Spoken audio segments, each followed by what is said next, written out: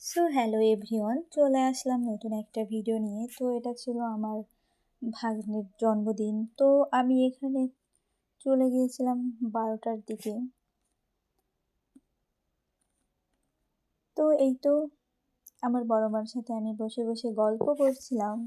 তো এখানে বসেছিলাম কারণ আমাদের অনুষ্ঠান একটু পরেই হবে। তো আমি এখানে বসে বসে দেখছিলাম আসলে আমাদের সবার আকর্ষণ ছিল দিব্য আর রুদ্রর দিকে, কারণ তারা দুইজন বসেছিল এবং খুবই দুষ্টুমি করছিল। এই তো আমাদের দিব্য বাবার জন্মদিন। সে গাড়ি ভীষণ পছন্দ করে, তাই তার বার্থডে কেকটা হয়েছে গাড়ির থিমে। তো বেশ আমরা সবাই ভীষণ মজা করছিলাম।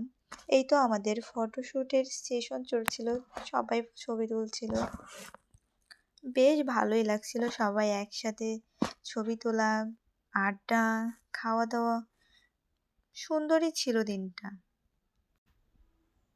তো পরিবারের সাথে থাকলে বরাবরই সবারই ভীষণ ভালো লাগে। এই তো আমাদের দিব্য এখন কেক কাটছে, তার মুখের দিকে তাকানোই যাচ্ছে না, মানে সে বারবার ভাবছে সে কেকটা খাবে। এই তো তাকে যখন গলায় মালা পরিয়ে দিচ্ছিল তো ভীষণ চেঁচামেচি করছিল।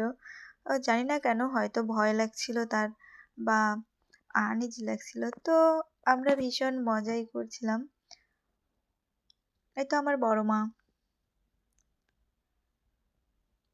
এই যে দিব্যর জন্য গিফট নিয়ে এসেছিলাম, তো সে এই গিফটটা পেয়ে ভীষণ খুশি হয়েছে, বোঝাই যাচ্ছে।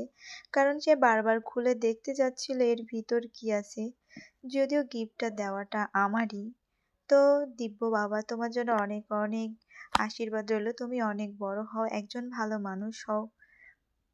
তারপর আমরা দেখছিলাম